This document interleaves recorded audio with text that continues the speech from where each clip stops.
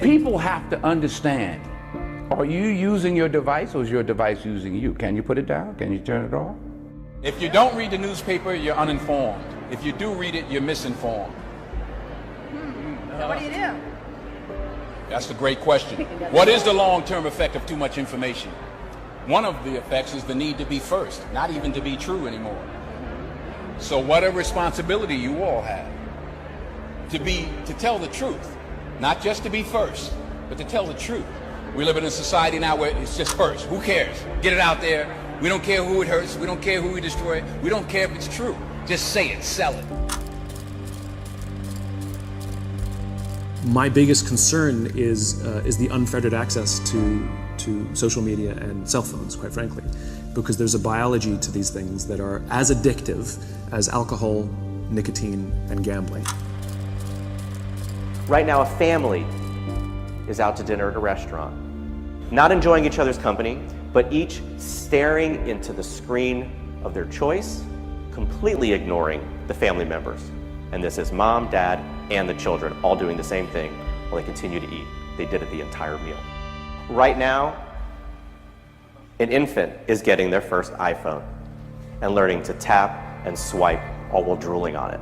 92% of 2-year-olds play video games because that is what parents are putting in front of their precious children to keep them entertained and quiet. This is your life now.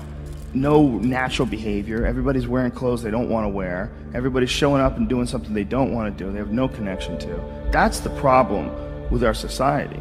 And then what's the reward for all this stuff? Go home, get a big TV. Go home, you're gonna get a shiny belt buckle. You're gonna get a nice purse. You're gonna wear shoes that you couldn't afford last week. You're gonna get that dream car.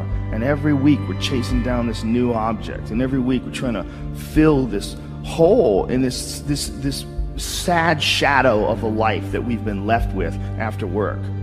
That you work 8 to whatever the hours a day plus commuting, and then you're like this. And that's your life. That's your real life. All that other stuff is not your life anymore. All that other stuff is work. And most of us have committed to that. I know you've been there before, and I've been there before. And we understand that it's a trap because we got out of it. But for the people that are in it, a lot of times they don't even understand it's a trap. They just think it's a good job. They think they got dental. I'm doing really good. I got my own parking spots, got my name on it. And you're just a piece of a heartless, shitty machine that makes money. All these kids that are graduating college with these $80,000 degrees that can't even work at Starbucks. All the people who put their money in the stock market and bought all this real estate, 2008, it all went away.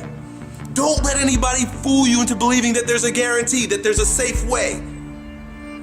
The well-trodden path is the scariest way in my opinion, right? Because then you just spent the last 80 years of your life doing everything that everybody else told you to do, and you never really lived or produced anything unique.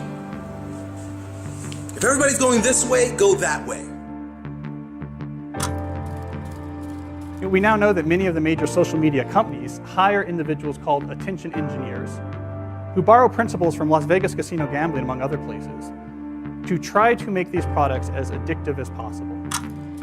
In South Korea, internet addiction is classified along with alcohol, cigarettes, and gambling as an addiction.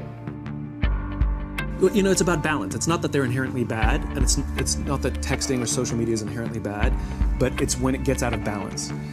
If somebody carries their phone wherever they go, like they physically feel anxiety if they put it down. When they're with their friends and have to have it up the entire time looking at the phone while they're with their friends. You know, when they wake up in the morning and check their phone before they say good morning to the person sleeping next to them. These are problems. This is out of balance. I'm not knocking the phone. What I'm saying is we have to understand, we have to at least ask ourselves, around the world, you here in England, wherever you are, what is it doing to us?